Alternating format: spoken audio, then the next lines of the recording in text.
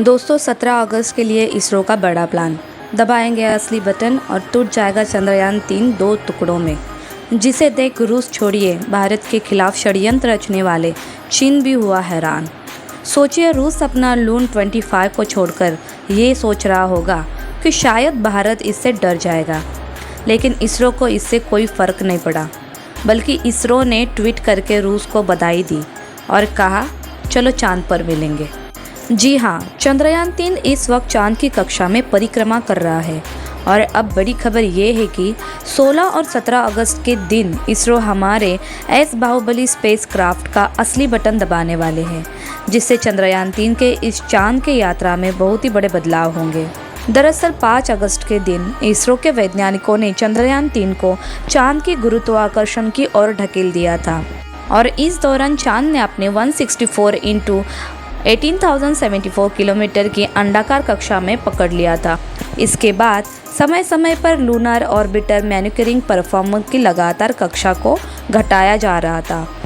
और 16 अगस्त यह दिन है कि जब चंद्रयान-3 की अंडाकार कक्षा को हटाकर इसे 100 किलोमीटर × 100 किलोमीटर की गोलाकार कक्षा में भेजा जाएगा। यह प्रक्रिया जीऑर्बिटिंग के नाम से जानी जाती है और इसरो के वैज्ञानिकों ने इसे चांद की 5वीं ऑर्बिट में ठीक उस समय कर चुके हैं जब ये चांद की सतह से पूरे 100 किलोमीटर की ऊंचाई पर पहुंचेगा। दोस्तों, 100 किलोमीटर यह कक्षा पकड़ने की ये प्रक्रिया इतनी अहम इसलिए है क्योंकि किसी भी घूमती हुई चीज़ को उसके अंडाकार स्थिति में से निकालकर गोलाकार रास्ते में रखने के लिए सही रफ्तार और एंगल की ज़रूरत पड़ती है। तो अब जैसा कि आप जानते हैं कि चांद की इसी कक्षा में चंद्रयान-3 का प्रोपल्शन मॉडल कई सालों तक लगातार घूमता रहेगा। इसलिए एंगल अगर 1 डिग्री भी इधर उधर हो गया तो प्रोपल्शन मॉडल हर चक्कर में चांद से दूर चला जाएगा और एक समय ऐसा आएगा जब यह चांद के गुरुत्वाकर्षण से निकलकर डीप स्पेस में खो जाएगा और इसरो अपने मिशन में फेल हो सकता है। इसलिए इसरो के वैज्ञानिकों ने इस प्रोसेस के लिए तगड़ी प्लानिंग करी है।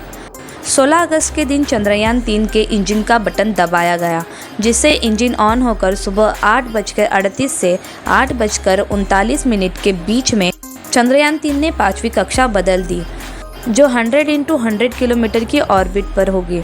ध्यान देने वाली बात तो यह है कि इस प्रोसेस के सभी स्टेप पहले से ही चंद्रयान-3 की आर्टिफिशियल इंटेलिजेंस सॉफ्टवेयर में फिट कर दी है। यानी अगर मानो तो धरती से कोई चूक भी हो जाती है तो आर्टिफिशियल इंटेलिजेंस इसे अपने आप ही ठीक कर लेगा।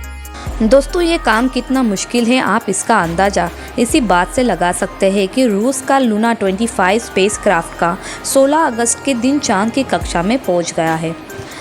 यानी धरती से चांद की पहली कक्षा तक के ये सफ़र तो चुटकियों में करने वाला लूना चांद की पहली और 5वीं ऑर्बिट तक पहुंचने के लिए रूस का 25 5 से 6 दिनों तक चक्कर काटता रहेगा।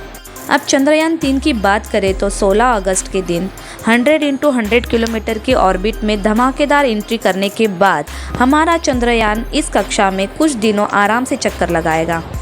लेकिन इससे पहले 17 अगस्त इसी कक्षा में चक्कर लगाते हुए चंद्रयान-3 का प्रोपल्शन मॉडल इसके लैंडर मॉड्यूल से अलग होगा। साथियों, इस प्रोसेस को करने के लिए स्पेसक्राफ्ट के दोनों हिस्से को जोड़ने वाले हुक खोले जाएंगे। इसके बाद पिछले हिस्से की रफ्तार धीरे धीरे कम की जाएगी ताकि आगे वाला हिस्सा अपनी कक्षा में आगे बढ़ जाए और बिना किसी नुकसान के दोनों हिस्से अलग हो जाए। इसके बाद चंद्रयान-3 का लैंडर प्रोपल्शन मॉडल दोनों ही चांद की 100 × 100 किलोमीटर की कक्षा में अलग अलग घूमते रहेंगे। प्रोपल्शन मॉडल तो यहाँ इसी तरह से चक्कर लगाता रहेगा, लेकिन 20 अगस्त के दिन चंद्रयान-3 का विक्रम लैंडर अकेले ही चांद की ऑर्बिट को और कम करके 100 × 30 किलोमीटर की ऑर्बिट पकड़ लेगा और जहाँ से 30 किलोमीटर की ऊंचाई से वह अपनी रफ्तार को धीरे धीरे कम करते हुए चांद की सतह की तरफ बढ़ेगा। इस दौरान पहले तो लैंडर की रफ्तार को बढ़ाकर इसे सतह की तरफ ढकेला जाएगा, लेकिन सतह की तरफ पहुंचते हुए इसकी रफ्तार को धीरे धीरे कम कर दिया जाएगा। जो काम उसमें लगी लेज़र अल्टीमीटर एंड लेज़र चैपलो वेलोसिमीटर सेंसर की मदद से किया जाएगा। दोस्तों, लैंडिंग के दौरान चंद्रयान-3 के विक्रम लैंडर की रफ्तार कई हजार किलोमीटर से घटाकर सिर्फ 7.2 किलोमीटर प्रति घंटा कर दी जाएगी, जिससे ये चांद की सतह को छूते ही रफ्तार से आने वाली प्रेशर की वजह से टूटकर बिखर ना जाए और चांद की सतह पर सॉफ्ट लैंडिंग कर पाए। इस तरह से अपने सफ़र में आगे बढ़ते हुए 23 अगस्त के दिन शाम के करीब 5:47 को चंद्रयान-3 का विक्रम लैंडर चांद की सतह पर कदम रखेगा, जिसके बाद यह अगले पृथ्वी के 14 दिनों तक चांद पर एक्सपेरिमेंट करेगा, जिसमें इसकी सहायता इसके अंदर मौजूद 6 टायर वाला 26 किलो का रोबोट यानी प्रज्ञान रोवर करेगा। जी हाँ, विक्रम लैंडर में चांद की सतह पर ट्रैवल करने के लिए कोई टायर नहीं लगे हैं, बल्कि ये तो सिर्फ एक जगह खड़ा होकर अपने काम करेगा और अपने उपकरणों की मदद से ये डेटा कलेक्ट करेगा। जबकि दूर दराज के इलाकों में डेटा कलेक्ट करने के लिए इसके साथ चांद पर भेजे गए प्रज्ञान रोवर का इस्तेमाल किया जाएगा। दोस्तों, जैसा कि आप जानते हैं कि वैज्ञानिक डेटा के सिवाय कुछ दावा नहीं करते। इसरो के चीफ एस सोमनाथ ने चंद्रयान-3 को लेकर ऐसा दावा किया है जो सुनकर आपका सीना गर्व से चौड़ा हो जाएगा और भारत की दुश्मनों की टेंशन बढ़ जाएगी। दरअसल एक प्रेस कॉन्फ्रेंस में इसरो के चीफ एस सोमनाथ ने कहा कि अब चंद्रयान-3 को कोई रोक नहीं सकता और चंद्रयान-3 का विक्रम लैंडर किसी भी हाल में चांद की सतह पर सॉफ्ट लैंडिंग करेगा।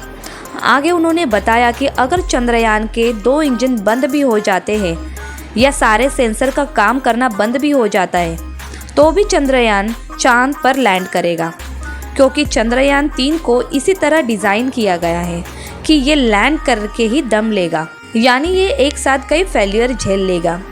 अगर इसका एल्गोरिदम काम करता रहा और प्रपल्शन मॉडल ठीक से चलता रहा तो इसका चांद पर उतरना तय है।